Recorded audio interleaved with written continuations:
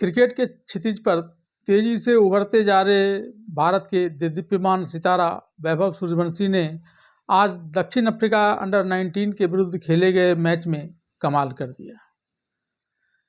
कमाल ऐसा कि इसने दक्षिण अफ्रीका की टीम को 231 रनों से हरा दिया।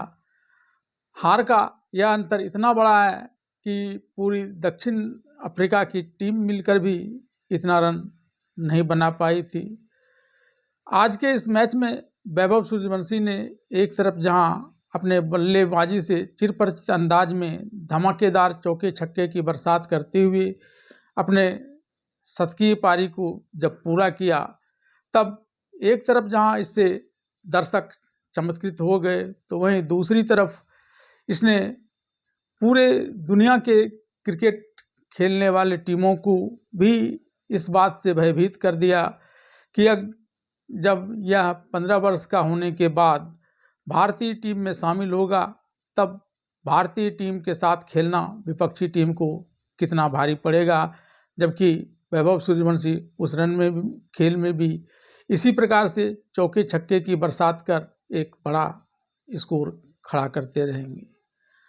आज के इस खेल में वैभव सूर्यवंशी ने एक बड़ा वर्ल्ड रिकॉर्ड भी अपने नाम कर लिया, और वह वर्ल्ड रिकॉर्ड सबसे कम उम्र में विपक्षी टीम को सीरीज से हराने का है। और इसमें वैभव सूर्यवंशी के नेतृत्व में खेले भारतीय टीम ने दक्षिण अफ्रीका अंडर 19 की टीम को न सिर्फ आज के इस मैच में बड़े रन से हराया, बल्कि यह वैभव सूर्यवंशी की कप्तानी में खेला गया पहला सीरीज था, और इसमें उसने विपक्षी टीम दक्षिण अफ्रीका अंडर 19 को पूरी तरह से क्लीन स्वीप कर दिया। यानी तीनों के तीनों मैच जीत लिए और 3-0 से इस मैच को भारत के नाम कर दिया। आज की इस खबर में वैभव सूर्यवंशी के इस चमत्कारी खेल और दक्षिण अफ्रीका के पूरे खेल की तो चर्चा मैं करूंगा ही, साथ ही आज के इस खबर में एक नज़र उस पर भी जिस पर लोगों की बड़ी निगाह थी कि बांग्लादेश भारत में क्रिकेट खेलने के लिए T20 वर्ल्ड कप आएगा या नहीं आएगा, क्योंकि बांग्लादेश क्रिकेट बोर्ड ने ICC को जब यह पत्र लिखा था कि वह सुरक्षा कारणों से भारत में नहीं खेलेगा, तो पहले तो उसने ही फिर से इस पर निर्णय लेने के लिए समय मांगा था, लेकिन ICC ने, जिसके अध्यक्ष जय शाह हैं, उन्होंने बिना इस बात का इंतजार किए कि बांग्लादेश क्रिकेट बोर्ड क्या निर्णय लेता है, अपने से ही यह आदेश जारी कर दिया कि बांग्लादेश क्रिकेट बोर्ड को अपनी टीम के साथ भारत में होने वाले उसके T20 वर्ल्ड कप में खेलने के लिए आना ही पड़ेगा, और अन्यथा उसको इसके परिणाम भुगतने पड़ेंगे। जैसा के द्वारा इस प्रकार से संदेश दिए जाने के बाद अब न सिर्फ बांग्लादेश क्रिकेट बोर्ड सोचने के लिए बाध्य हो गया है, बल्कि बांग्लादेश की सरकार को भी अब इस पर एक बड़ा निर्णय लेना पड़ेगा। और बांग्लादेश क्रिकेट बोर्ड जिसकी आड़ में छिपता चला जा रहा था, वह सामने आ जाएगा कि उसे दो में से क्या चाहिए। इस मैच में खेलकर अपनी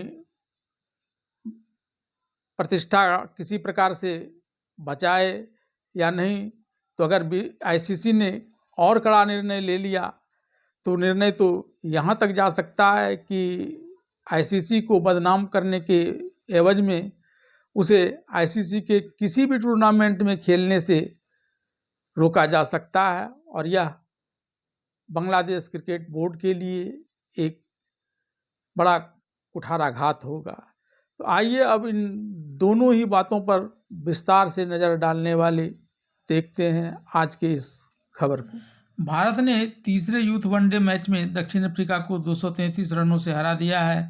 इसी के साथ 3 मैचों की वनडे सीरीज में भारत की अंडर 19 टीम ने दक्षिण अफ्रीका अंडर 19 टीम का 3-0 से सुपड़ा साफ कर दिया है।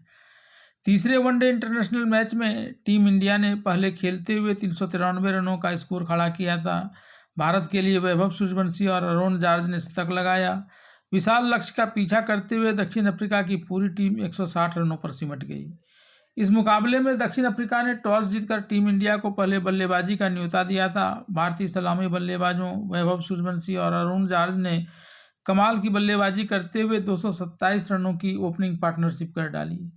वैभव सूर्यवंशी ने तो इस मैच में 63 गेंद में शतक पूरा कर लिया था। यह वैभव का लिस्ट ए कैरियर में दूसरा शतक रहा। उन्होंने इस मुकाबले में 74 गेंद खेलकर 127 रन बनाए। इस दौरान उनके बल्ले से 9 चौके और 10 छक्के आए। इसके अलावा अरुण जॉर्ज ने 106 गेंदों में 118 रनों की पारी खेली। वैभव सूर्यवंशी और जॉर्ज ने अगले 148 गेंदों में टीम इंडिया ने 166 रन जोड़े।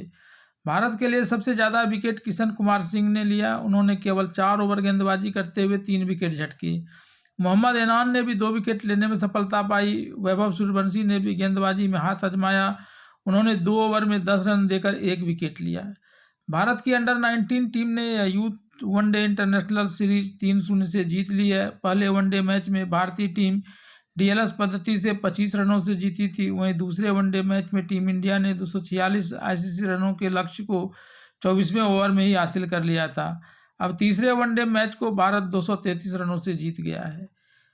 आईपीएल की शुरुआत वैसे तो क्रिकेट के जरिए लोगों के मनोरंजन के लिए किया गया था, लेकिन धीरे धीरे इसकी आड़ में क्रिकेट के अलावे और भी कई बड़े बड़े खेल खेले जाने लगे। क्रिकेट के अलावा इसमें बड़े बड़े खेल इसलिए खेले जाने लगे क्योंकि अब यह एक बाज़ार बन गया है जहां करोड़ों रुपये का कारोबार होता है। अब जब यह एक बड़ा बाज़ार बन गया है जिसमें देसी और विदेशी खिलाड़ी वस्तुओं की तरह खरीदे और बेचे जाते हैं, तो यहाँ हर कुछ पाक साफ होगा ऐसी कोई गारंटी नहीं दी जा सकती। जैसा कि अन्य बाज़ारों में कभी काला बाजारी होता है, कभी बड़े बड़े घोटाले होते हैं, वैसे इस समय आईपीएल में भी हो रहा है। और अब तो बांग्लादेश ने इसमें राजनीति को भी शामिल कर दिया है। बांग्लादेश में एक तो कट्टरपंथी अपने देश के निर्दोष अल्पसंख्यक हिंदुओं की लगातार हत्या कर रहा है। दूसरी तरफ सरकार अब तक इसे रोकने में नाकाम रहने पर अपने क्रिकेट बोर्ड बीसीबी यानी बांग्लादेश क्रिकेट बोर्ड के जरिए भारत को बदनाम करने में जुट गई है। इसकी शुरुआत आईपीएल में बांग्लादेश के तेज गेंदबाज मुफस्सिर रहमान की नीलामी से हुई। शाहरुख खान के स्वामित्व वाली कलकत्ता नाइट राइडर्स ने बांग्लादेश के इस गेंदबाज मुफस्सिर रहमान को नीलामी में 9.3 करोड़ रुपये में खरीदा था। इसके बाद जब बांग्लादेश में हिंदू युवकों की नृशंस हत्या का एक अनंत दौर जारी हो गया, तब बांग्लादेश के इस तेज गेंदबाज मुफस्सिर रहमान की नीलामी को लेकर सवाल उठने लगे। तब बीसीसीआई के निर्देश पर कोलकाता नाइट राइडर्स ने इसकी नीलामी को रद्द कर दिया। इसके बाद बांग्लादेश क्रिकेट बोर्ड ने बांग्लादेश सरकार के इशारे पर भारत को बदनाम करने के लिए आईसीसी को एक पत्र लिखा और सुरक्षा कारणों का हवाला देते हुए T20 वर्ल्ड कप खेलने भारत आने से और अपने मैच को भारत से हस्तांतरित करने की बात कही। एक तरफ भारत के विरुद्ध किसी बांग्लादेश क्रिकेट बोर्ड का इस बात को तूल देता रहा और दूसरी तरफ बांग्लादेश में हिंदुओं की नृशंस हत्या का दौर भी आगे बढ़ता रहा। इस घटना के बाद अब भारत के गृह मंत्री अमित शाह के बेटे जय शाह, जो बीसीसीआई के अधिकारी होने के साथ साथ आईसीसी के अध्यक्ष भी हैं, उन्होंने बांग्लादेश को 2 टूक शब्दों में कह दिया कि अगर उसे आगे खेलना है तो T20 वर्ल्ड कप के लिए भारत आना ही होगा।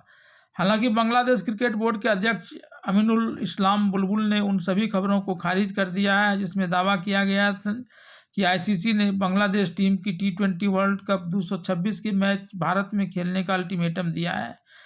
बीसीबी के अध्यक्ष ने अल्टीमेटम की सभी खबरों को खारिज कर दिया है। इसके पूर्व बांग्लादेश क्रिकेट बोर्ड ने आईसीसी से अपने पत्र के संदर्भ में पुनर्विचार करने के लिए आईसीसी से कुछ समय मांगा था, लेकिन साथ ही यह बात भी कही थी कि बीसीबी करेगा वही जो इसकी सरकार इसे करने के लिए कहेगी। लेकिन अब जिस प्रकार से आईसीसी ने इसे अल्टीमेटम दे दिया है, इसे और इसकी सरकार दोनों को ही सोचना पड़ेगा।